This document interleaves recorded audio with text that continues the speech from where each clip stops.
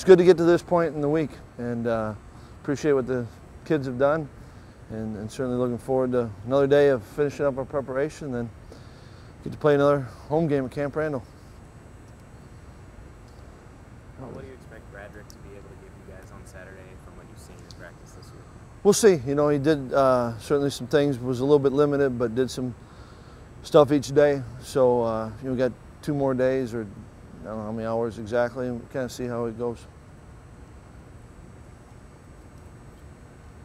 Coach, when you're deciding which true freshmen are going to play and which aren't, is the decision as simple as they can help us this year, or is some of them more complicated? I think the first thing is, are they ready for it, which probably leads to really what it comes down to, and can they help us? You know, if there's an individual that's not ready, you know, then probably won't put himself in those positions to be able to help the team. But I think it's, you know, are they ready? First of all, is it good for the individual, and can they help the team? Well, how early in your coaching career did you learn about the importance of special teams, the impact they could have, whether it's covering kicks, returning kicks? Probably learned about it, you know, before I got into coaching. You know, it was around games a lot, and my dad coached special teams, so maybe there was a little bit of extra, paid attention to what he said. So probably been as long as I can remember.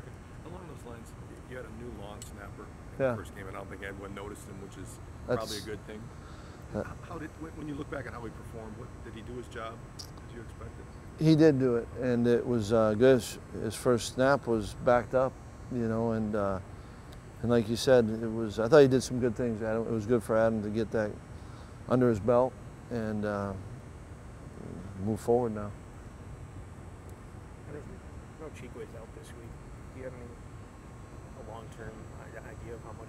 I don't on that. You know, got hurt yesterday, but we kind of was waiting to even hear yesterday kind of where it was going. So hopefully not long, but I don't know for certain. Not season ended? No, not at all that I know of.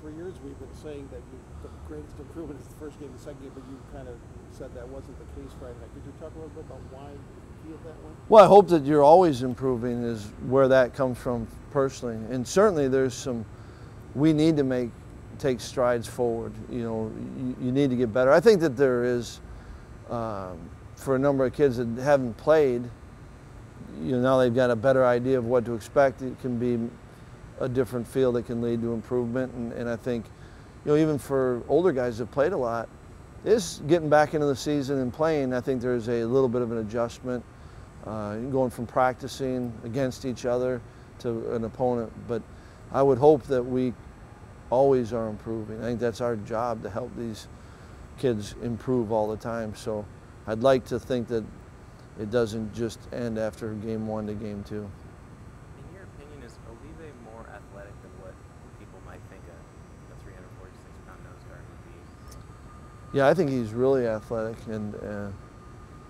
you know, it's crazy. But there's that picture from when they did that dance routine, which big fan of.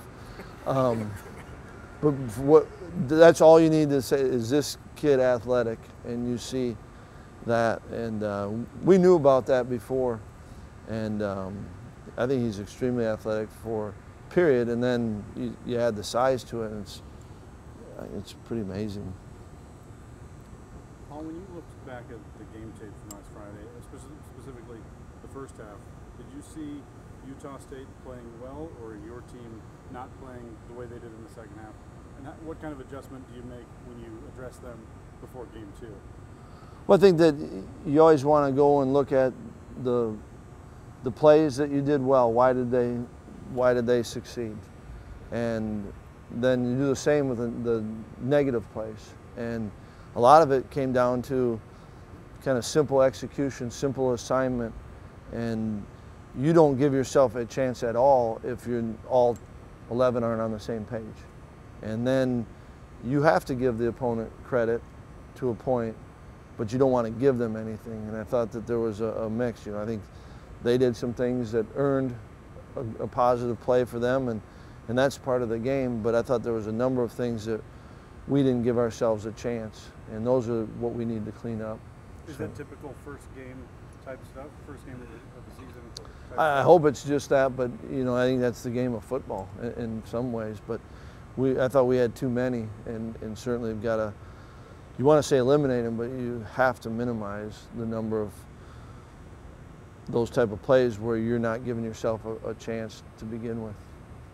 With the hurricane coming out, we don't know what Florida Atlantic is going to try and get back now, but it sounds like Wisconsin will do everything they can to accommodate whatever they need to accommodate for them. Yeah, I know that there's been a lot of conversations about that, and you know, whatever we need to do to accommodate that, and you know, it's been interesting just talking to our kids from Florida and kind of where their families are at with it all, and so it's you know, those are real things to the players and obviously, you know, to any of the teams down there. So it's pretty cool, I think, what, you know, the university and the athletic department's wanting to do whatever we can to help out, which has got to be a tough thing.